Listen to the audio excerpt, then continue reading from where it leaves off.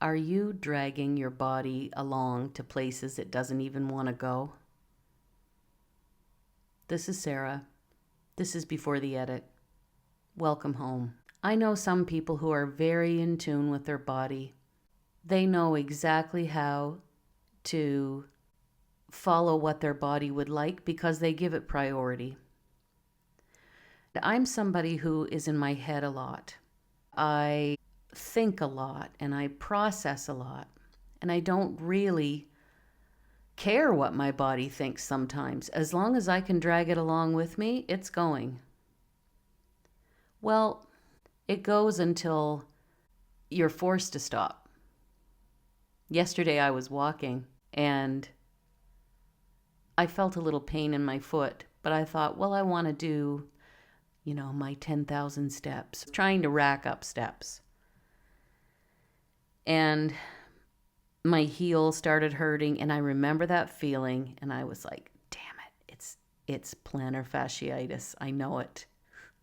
Because I've had it before, except I let it go longer than I should have, and then it took me a long, long time to recover.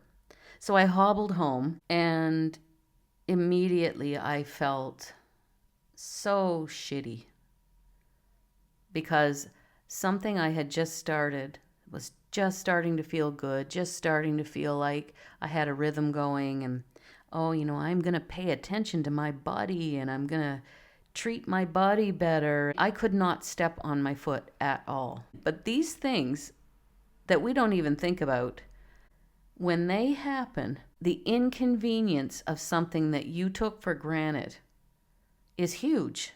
I kept going, ignoring the irritation, and now I'm stopped. Now, I'm not saying this to judge myself, although I was doing that yesterday, but really, I was doing too much too soon. It's kind of a shtick I have.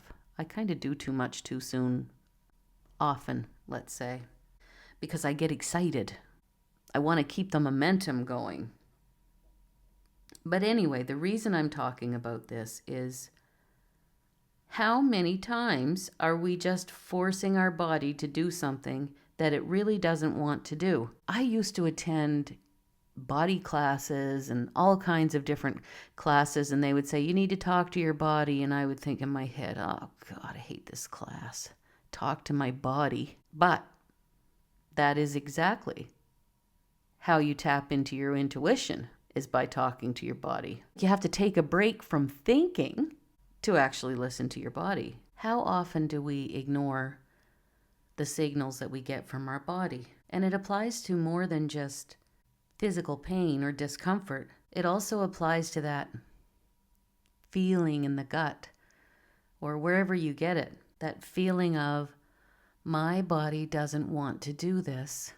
Another thing that I notice too is that sometimes I will stick things out because completion is very important to me. I will throw myself under the bus to complete something.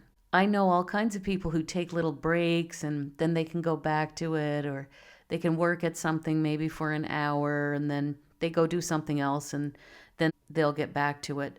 But for me, it's like I'm leaving something undone and I didn't finish what I was supposed to finish, what I said I would finish. That's kind of interesting. So it's not even anymore about me enjoying anything. It's about me just completing it, wanting it to be finished, wanting it to be over in some cases. So we keep going.